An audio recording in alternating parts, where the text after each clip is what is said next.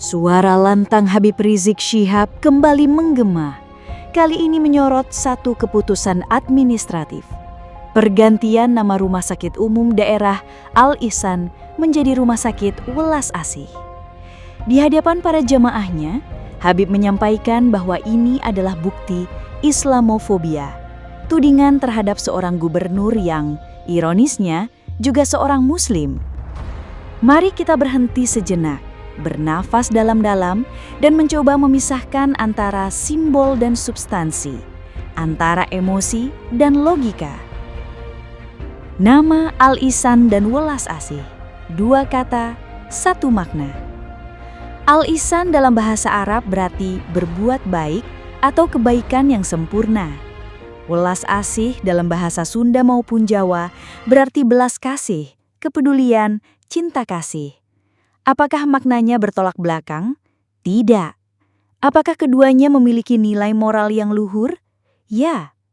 Lantas, mengapa perubahan nama ini dianggap sebagai ancaman? Jika kita benar-benar memahami substansi Islam, bukankah Welas Asih adalah bagian dari nilai-nilai ihsan itu sendiri?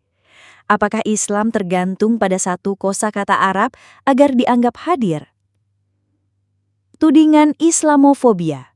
Benarkah?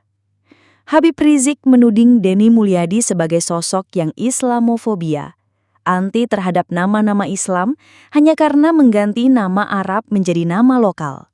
Namun siapa Denny Mulyadi sebenarnya? Denny adalah seorang Muslim. Ia lahir dan dibesarkan di lingkungan Muslim Sunda. Ia rutin berbicara tentang nilai-nilai agama, budaya, dan keadilan sosial. Ia pun sering mengutip nilai Islam dalam pidatonya.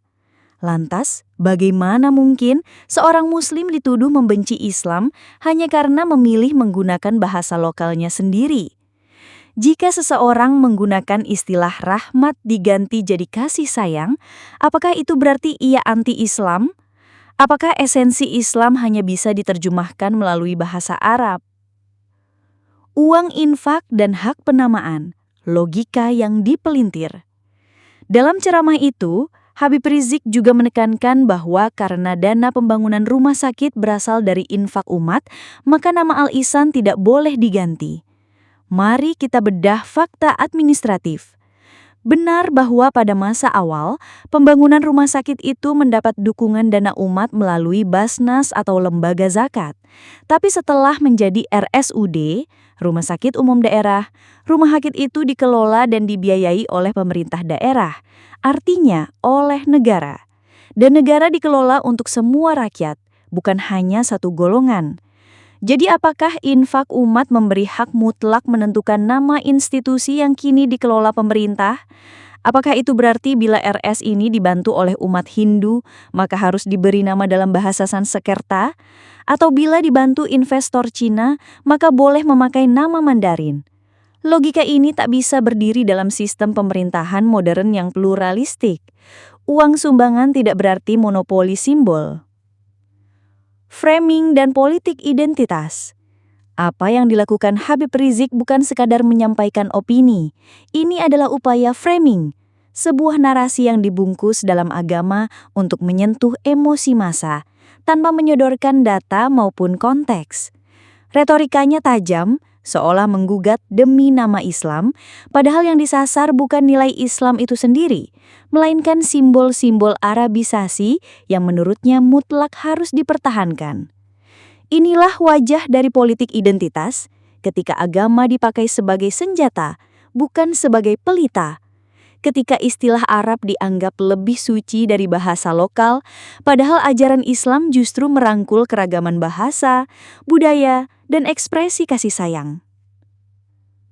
Gelar imam besar dan realitas kepemimpinan. Habib Rizik dikenal dengan julukan Imam Besar Umat Islam Indonesia. Tapi siapa yang memberi gelar itu? Apakah ada konsensus ulama nasional, MUI, Nahdlatul Ulama, Muhammadiyah? Tidak. Julukan ini muncul dari lingkaran internal kelompoknya sendiri. Sebuah pengakuan sepihak yang kemudian dikukuhkan oleh loyalisnya melalui pengulangan. Tapi kita tahu, gelar tidak membuat kepemimpinan menjadi sah secara moral atau spiritual. Seorang imam besar seharusnya menjadi perekat umat, bukan pemecah. Seharusnya menjadi penyaring konflik, bukan penyulut. Antara kearifan lokal dan agama universal.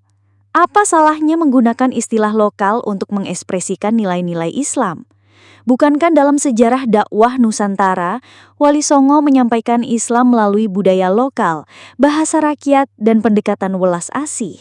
Itulah sebabnya Islam di Indonesia tidak identik dengan kekerasan, melainkan kelembutan. Apa yang dilakukan Deddy Mulyadi adalah kembali ke akar itu. Bukan meminggirkan Islam, melainkan membumikannya. Membawa pesan agama yang tinggi ke dalam bahasa yang membumi. Mari menilai dengan nalar bukan amarah. Tidak semua ceramah harus kita telan mentah-mentah, apalagi jika isinya hanya membakar emosi bukan mencerahkan hati. Habib Rizik bukanlah nabi, bukan pula maksum. Ia manusia biasa, dengan agenda, opini, dan kepentingan. Maka kita wajib menggunakan akal sehat dan mata jernih saat mendengarkan.